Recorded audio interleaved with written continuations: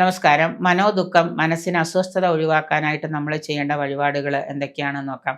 എല്ലാവരും പറയുന്നുണ്ട് മനസ്സിനൊരു സുഖവുമില്ല, മനസ്സ് ഭയങ്കര അസ്വസ്ഥമാണ്, എല്ലാം കൈവിട്ട പോലെ തോന്നുന്നു. മനസ്സ് കൺട്രോൾ അല്ലെങ്കിൽ എല്ലാം നമുക്ക് കൈവിട്ട് പോകും. അപ്പോൾ സാധാരണ ചന്ദ്രന് പക്ഷബലക്കുറവോ ചന്ദ്രന് മോശമൊക്കെയുള്ള ആളുകൾക്ക് അങ്ങനെ സംഭവിക്കാം. ഇപ്പോൾ ലഗ്നത്തിൽ ചന്ദ്രൻ നിന്ന് കഴിഞ്ഞാൽ ചിലപ്പോൾ ഗുളികന്റെ കൂടെ ചന്ദ്രൻ നിന്നാൽ മനസ്സിന് അസ്വസ്ഥതകൾ ഉണ്ടാകാം. അപ്പം അങ്ങനെ ചന്ദ്രൻ അനുകൂലമല്ലാതെ വരുമ്പോൾ മനസ്സ് ഒരു ഭ്രാന്തമായ അവസ്ഥയിലേക്ക് ആവാം, കടിഞ്ഞാണ് പൊട്ടിയ പോലെ ആവാം. അങ്ങനെയൊക്കെ വരുമ്പോൾ നമ്മൾ ആദ്യം ചെയ്യേണ്ട എന്താണെന്ന് വെച്ച് കഴിഞ്ഞാൽ മഹാദേവന് ചന്ദ്രക്കല സമർപ്പിക്കാം. ഒപ്പം തന്നെ കൂവളമാല ചെയ്യാം, ധാര ചെയ്യാം. നമുക്ക് എല്ലാ ശിവക്ഷേത്രത്തിലും ധാരയുണ്ട്, ആ ധാര നമുക്ക് വഴിപാടായിട്ട് ചെയ്യാം. പിന്നെ അതുപോലെ തന്നെ മുത്ത്, 1.5-2 ക്യാരറ്റ് വരുന്ന മുത്ത് വെള്ളിയിൽ മോതിരമായിട്ട് ചന്ദ്രകാലഹോരയിൽ ധരിക്കുന്നതൊക്കെ ഉത്തമമാണ്. അത് ശരീരത്തിൽ സ്പർശിക്കുന്ന രീതിയിൽ തന്നെ വേണം ഭംഗിയായിട്ട് ചെയ്യാനായിട്ട്.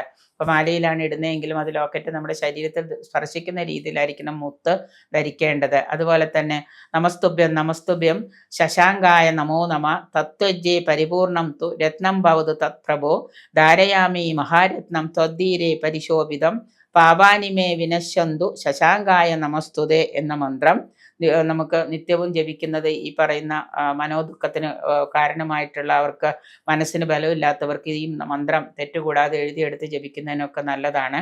ഭിക്ഷക്കാർക്ക് അന്നദാനം നൽകാം. നമുക്ക് കാക്കയ്ക്ക് പഞ്ചസാര കൂട്ടിയ ചോറിൽ കുറച്ച് പഞ്ചസാര ഇട്ടിട്ട് അത് കൂട്ടി കുഴച്ച് കാക്കയ്ക്ക് ഭക്ഷണമായിട്ട് കൊടുക്കുന്നതുമൊക്കെ ഈ മനോദുഃഖം മനസ്സിന് അസ്വസ്ഥതയുള്ളവർക്കൊക്കെ ചെയ്യാൻ പറ്റുന്ന വഴിപാടുകളാണ്.